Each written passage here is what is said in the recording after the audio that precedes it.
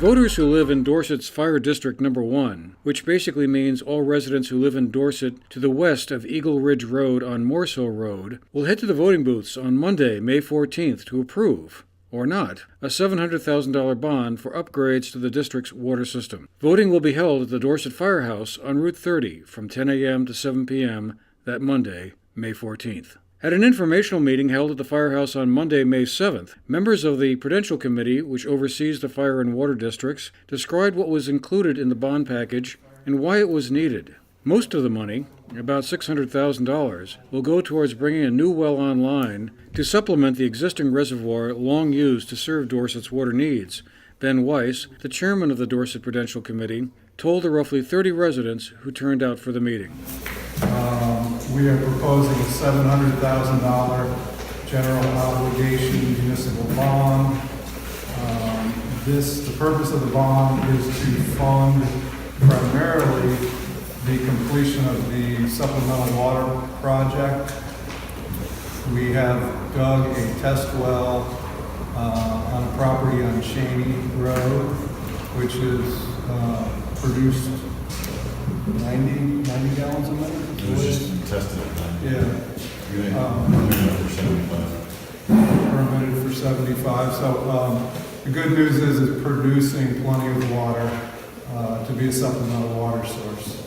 So now what we need to do is to complete the project, to hook the well up to the system, build a pump house, and have equipment inside the pump house for irrigation. The other $100,000 will go towards a new metering station, a hydraulic modeling study, and future planning and engineering costs. Dorset has struggled with water shortage and water system infrastructure issues over the past couple of years, which have resulted in restrictions on water use during periods when water levels in the town's reservoir dropped to dangerously low levels. The lack of an adequate and reliable water supply has led state officials to issue a moratorium on new water hookups, and property owners on the water system have been denied water and wastewater permits for home and business additions. Developing a supplemental water supply is one of the conditions for lifting the state's moratorium on new hookups. The $700,000 bond is part of a larger package totaling nearly $1.2 million, which would allow for upgrades in other areas of the water system. Only actual water users will, however, pay for the $700,000 bond through a bond payment line in the water budget if it's approved. Town Manager Rob Giotti explains.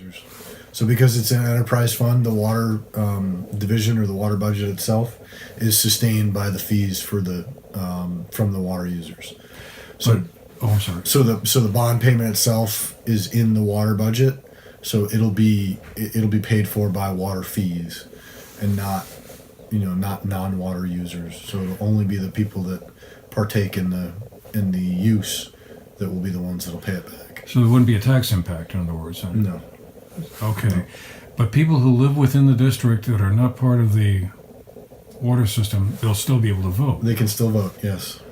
So originally when the fire districts were formed, the fire districts and the water system, the boundaries were the same. They initially formed fire districts to create a public water system.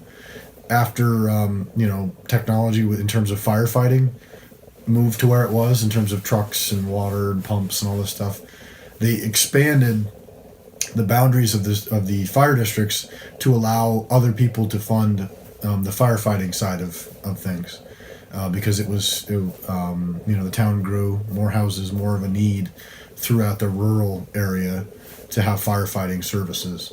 So that's why they were expanded. So originally the water district and the fire district, when they were chartered, were the same thing. If the bond vote were to fail, the Prudential Committee would have to regroup and attempt to re-vote the bond in the near future, Giotti added. It could also mean that the water district will be unable to finish adding a new water source, which is required under the water system's permit to operate. That would mean that no home or business could add bedrooms or expand until a new water source is added to the district. The voting will take place on Monday the 14th from 10 a.m. to 7 p.m. at the Dorset Firehouse. For the GNAT-TV News Project, I'm Andrew McKeever.